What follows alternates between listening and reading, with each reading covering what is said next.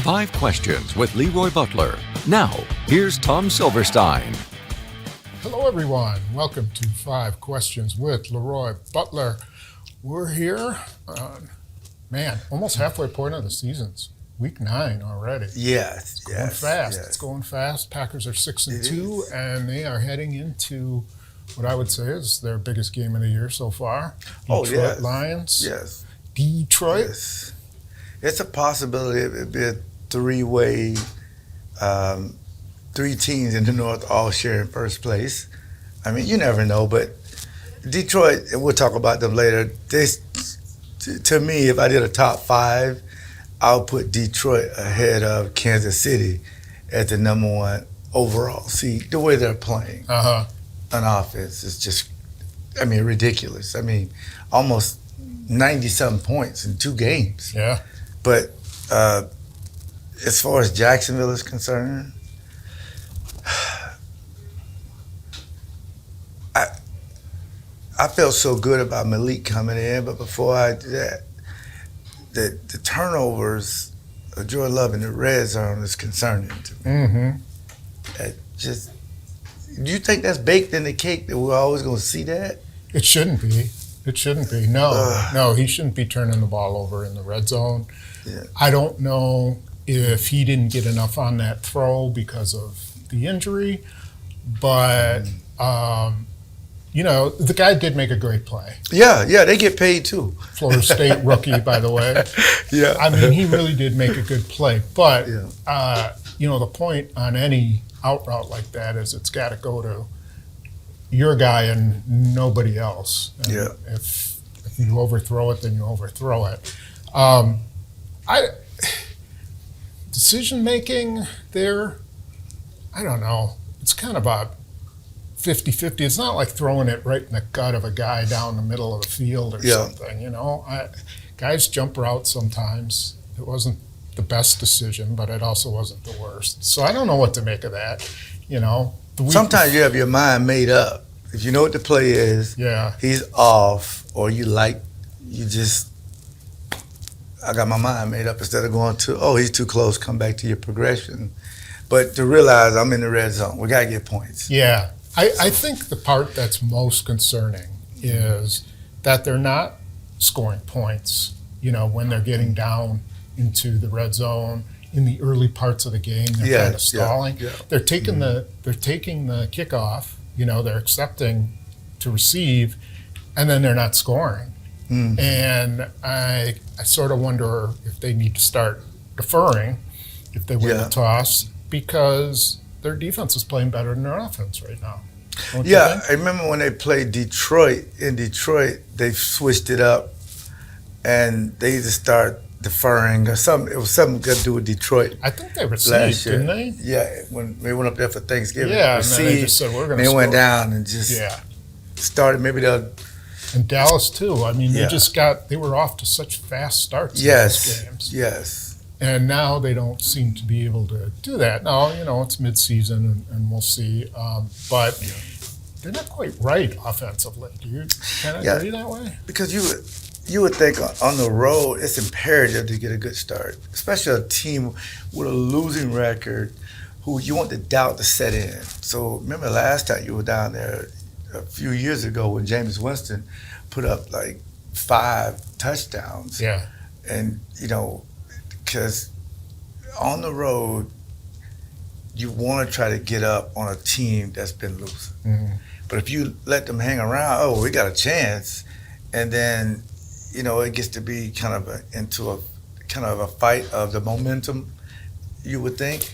And then the Jacksonville Jaguars was in a position to double up to where they were going to receive it, and they had the ball towards the end, and the defense kind of regulated everything. But as far as the offense is concerned, though, this was the game I was so happy to see Josh Jacobs just get 25 carries, 127 yards, 2 touchdowns, and he ran the ball hard. So we have to talk about the injury to Jordan Love. Pulled his groin muscle rolling out on the very first series of play. It was obvious it was bothering him all game. Yeah. He could still wing it, ultimately they decided as the game wore on, it got to a point where they didn't think he could protect himself and run away from people. And so now it's kind of a waiting game. How bad is it? He had tests Monday. It appears they weren't, it's not a serious injury, but it's all about how he feels throughout the week. Mm-hmm. Let me ask you this. If he's able to play 80%, do you play him? They have a bye after the Detroit game. Mm-hmm. What do you do? Well, if it was me, he ain't playing. Really? I'm playing Malik. I feel very comfortable with Malik. It seemed like they have 3 game plans or 3 books. I have no knowledge of this. I'm just guessing. One with Jordan Love, they run a lot of misdirection throws, and one with Malik is a lot of runs, misdirection, and throws. And then it's one for both of them. Whoever plays, that's what we're running, which is amazing. So with that being said, I would play Malik and get Jordan right, because a groin, I don't want him to re-injure it, and then even though you have a bye week, that may put him out 2 to 4 weeks. You never know, but it's just the risk of because you are 6-2, and Malik has 3 wins. That's more than the Jets, of course, but 13 teams either have less than 3 wins or 3 wins. I don't know. But that's what I was. What you think? So you're 6-2. Yeah. The Lions are 6-1. Yeah. The Vikings are 6-2 as well. 6-2 or 5-2. 5-2. They had the bye week. Yeah. So if you win, you are in first place alone. Yeah. You are the number 1 team in the. Well. Yeah, I know what NFC. you mean. I know what you mean. In the NFC, depending on what Washington does. Yeah. Plus, you've won the first half of the Detroit matchup, for tiebreaker reasons, right? Yes. Okay. Yes. So to me, that's a very important game. Plus, you have the bye week for him to be able to rest. I would play him. If he's 80% or higher, I would play him. Because ain't nothing wrong with his arm. No. That arm is ready to go. And I mean, it's a matter of, can he protect himself? We always point to the game where, Favre had his ankle wrapped up and Holmgren came up with a game plan to keep him in the pocket, and he threw for 5 touchdowns against the Bears. Yes. Now, not everybody can do that, but I think Love is the kind of guy who could do that if you just keep him in the pocket. And his pocket is protected better than any quarterback. He gets sacked less than anybody. Yeah, and you're not facing Aiden Hutchinson, which is a big break. Yes. They may trade for somebody, but like Zadarius Smith or something before the game. Yeah. But that's my field. The other thing is, I know you're really high on Malik Willis, and a lot of people out are. I think they're very one-dimensional when he's the quarterback. Who said that? Me. Why you think that? You've been around. Because you've been doing media a long time. I've been carrying you for about 20 years on this show.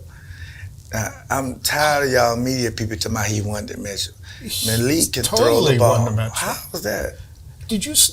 There was that play to Romeo Dobbs and Romeo Dobbs, and they had it. No. Which one? The one. It was late in the game, and he ran a slant, and they had it covered perfectly. And Willis couldn't come off it. I mean, you got to go to your next progression. We got 4-1, so the play was to the slant. Yeah, I take a sack. I'm fine with that. But if you force it and he pick 6 it, then that's right. Don't throw it there. Throw it somewhere else. Well, it was a judgment He's call. going to run. He's going to throw it to the one guy, or he's going to run. What about the one he hit Jalen Reed on? That was the only option. That was the option. To win the game, pretty much. Yeah, he was wide open. Perfect pass. So when do you give him credit? When I can see him go covered, open, throw. You did that in Tennessee. When? What's wrong with you? He didn't throw that often in Tennessee. Wait, he had the ratings over 100. He's taking some, really easy. If Detroit comes into this game knowing Malik Willis is quarterback, what are they going to do? It don't matter. They're going to line up everybody at the line of scrimmage. Bring it on. And they're going to take away that running game. Bring it on. And they're going to force them. No one has stopped that running game, really. It's when they run the ball. Jacksonville had everybody up there. number 8, Josh Jacobs still was breaking through. And guess what? Malik is mobile. Jordan, if you can't run and slide, then I'm good either way. But I am not scared of Malik throwing the ball. Okay.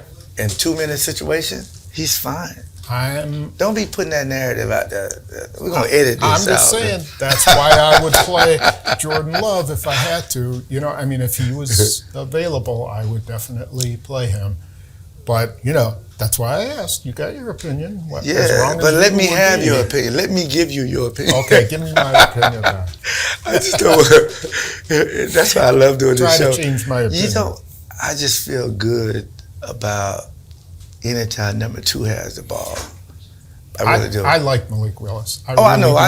We're just having fun. Done a great job for them. I just think in a full game, you're going to see he's still not ready to be, you know, a starting quarterback in the NFL. He's perfect for the Packers right now. He gets their running game going. Everybody gets excited about him being in the game. Yes. The offensive line loves him.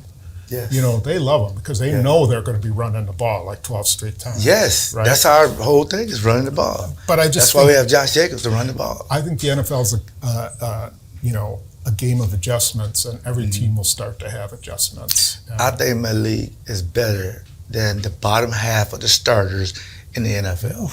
Okay. That bottom half, so take those, 16 bottom half guys, he's 3-0. A lot of these teams 1, 2, and 3 games. I mean, Malik's. I like that people underestimate him because that's how you beat teams. Because if Detroit, now I will say this about Detroit, I think we agree. They have taken the brakes out of the car. Okay, they got the foot on the gas. They're coming at you. They're coming at you regardless. With everything. And they've done that with when they had Love, and they've always done it. That's why we destroyed them in their place. If they're going to keep blitzing, we go max protection, we get our guys. We like our receivers on anybody, especially Wicks, of course. But I just want Malik has earned, to me, the right that give me the playbook. Was only here a few days and won a couple games for him. So if we have to play him, they'll call passes. He's just not finna force it. He's not finna do that. And he's gonna slide because you don't wanna get hurt. Because then we don't have it. And they're gonna spy him. You know, that's what they're gonna do. That takes a guy out of coverage. We like that. Yeah, it does. It does, but I don't think that matters. I think the Packers will struggle ultimately. You know, they might run the ball really well in the beginning, but I think Detroit will have an answer. So Detroit's the best team, though. I mean, let's be honest. On the other hand, they're the best team in the league right now. If Jordan Love plays, give Josh Jacobs the ball. You know, give it to him more than what you're giving it to I agree with that. Now, we agree with that. Because when Jordan plays, he gets 12 carries. When Malik plays, he gets 25. Well, they split it, but you know what I mean. Because they're a good running offense when Malik's out there, but they're also a good offense when Jordan is out there. But it's a lot of check with me. Jordan can do stuff at the line, and so will Malik. But there's no holding back, like conservative. They're not holding him back. Okay. The coach, they're going to give him everything. Yeah. And it's up to what the coaches want to run, too. I mean, all right. Let's flip to defense and talk about the Lions, who Jared Goff is playing the ball that makes him a winner, which is not turning the ball over, throwing touchdowns. He doesn't have to throw for 350 yards. He can throw for 200 yards and 3 touchdowns and be really effective. And that run game is really good. Derek Montgomery and Jahmyr Gibbs is, a thunder and lightning for sure. Yeah. If you're Jeff Hafley, how do you go after this? I think we saw Jackson almost show on X's and O's, started to have a little bit of a plan for his, 7-man at the line of scrimmage on third downs. Yes. And Detroit was certainly looking at that. So what do you do? And we're going to talk about some of the stuff we did to give us weapons that can defend some of these plays, because you're going to see the same thing with Laporta, a tight end, Right. that they like to get the ball to, like we like to get the ball to Kraft. The same thing. Jamison Williams is not going to play. He will not be there suspended But for 2 games. make no mistake about it, St. Brown is top 3 in the league. I mean, that kid's an amazing wide receiver. And we don't know if the Packers will have Jair Alexander, who injured Yeah. his knee on the last defensive play. Yes. And I'm okay He's with 25 being our top cover guy. I mean, Keon Nixon can cover anybody if I can just tell him, if I had to sit down with him, nobody can run past you. Lock them up. But this offense, the Detroit's offense, I've been studying it a lot. What Gibbs brings to them. When, you remember they drafted Gibbs. People were like, well, why are they drafting a running back? You're not supposed to get a running back in the first round? Yeah. That kid's special. Yeah, he is. I mean, as a pass catcher, and we defended Montgomery when he was in Chicago. He's, like you said, thunder and lightning, man. These guys are just truly amazing. I think they have the best offensive line in the league. Yeah.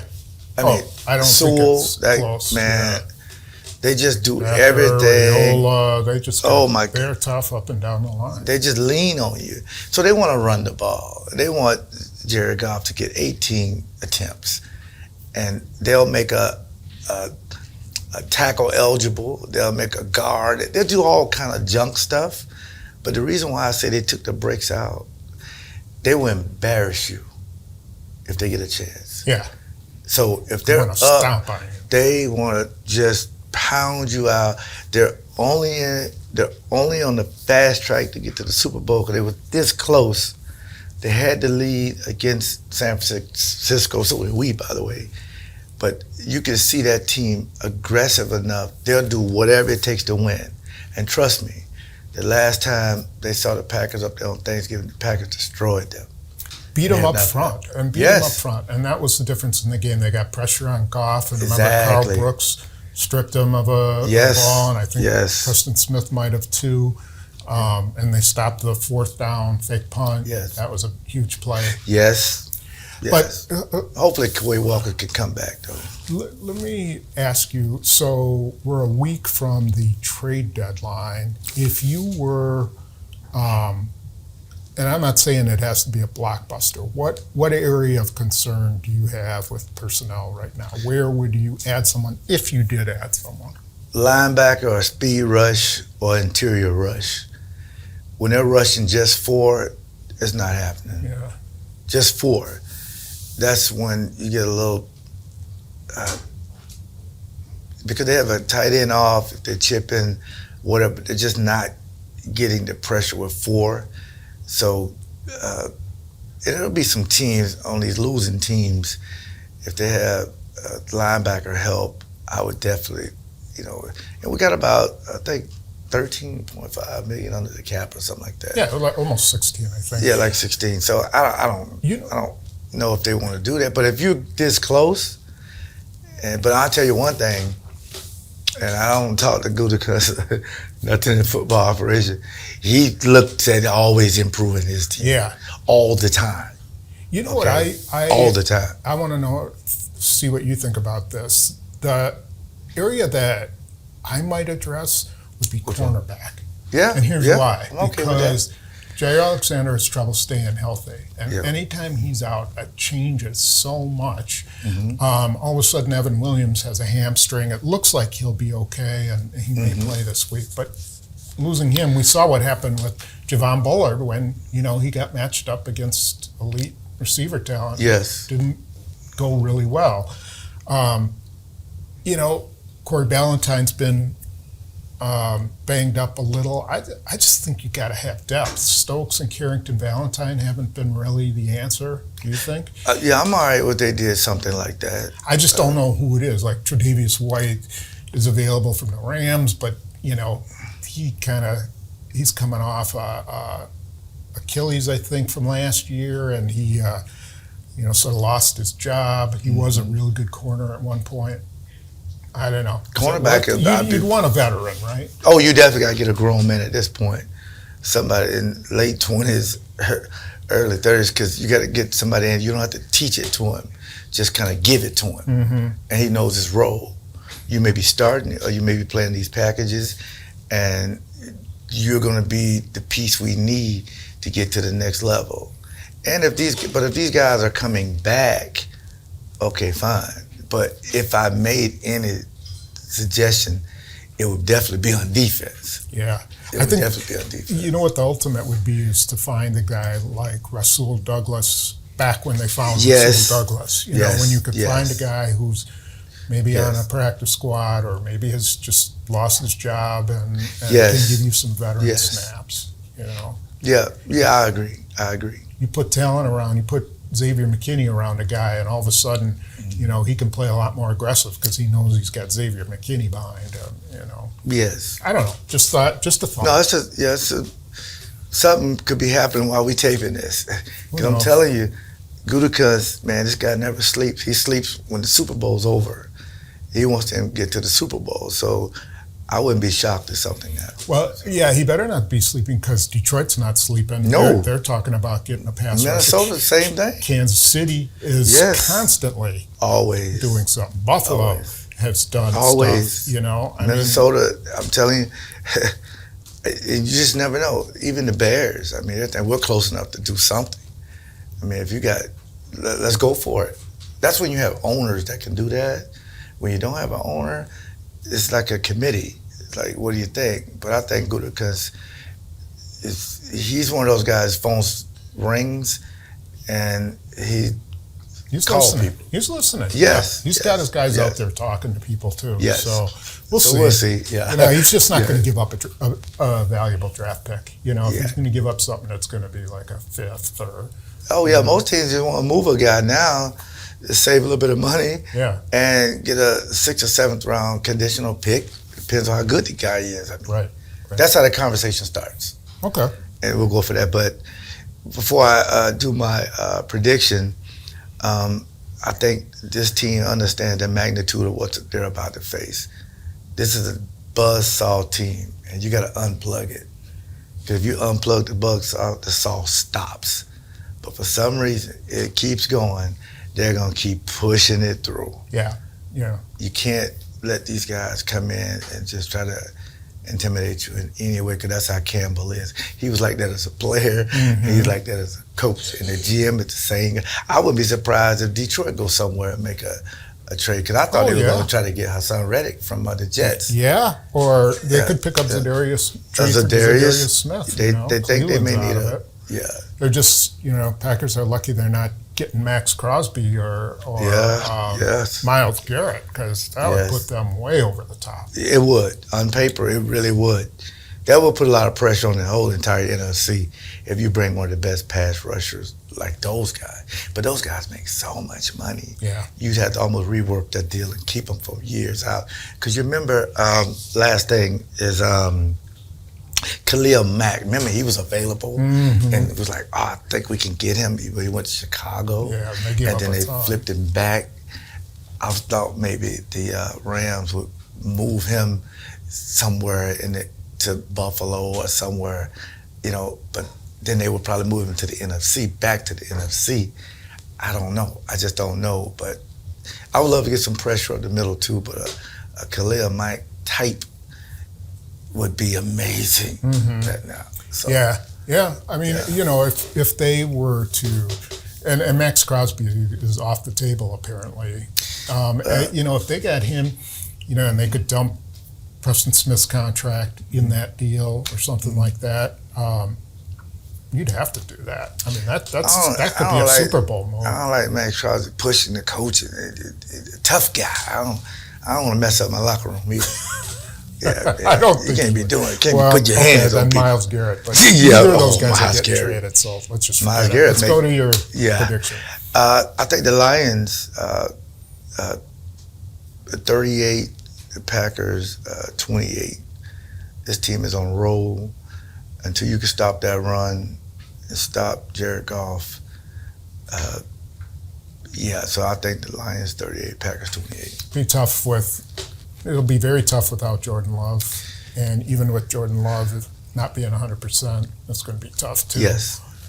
But That's why they play them. That's right. So we will see you after the game. Don't forget X's and O's, because we have how teams are reacting to Jeff Hafley's blitzes, and we're going to take a look at that great play to Jaden Reed. And then you have some people you want to thank? Milwaukee window guys, make sure you go there and get your 20% off. Already low prices. Just the keyword is LEAP, LEAP. Again, thank everybody for coming to Culver's in Jacksonville. It was packed. Packer fans everywhere. And anywhere you download podcasts, look for the Leap 36 podcast. All right. And we will see you next week after the Lions game. Go Pack.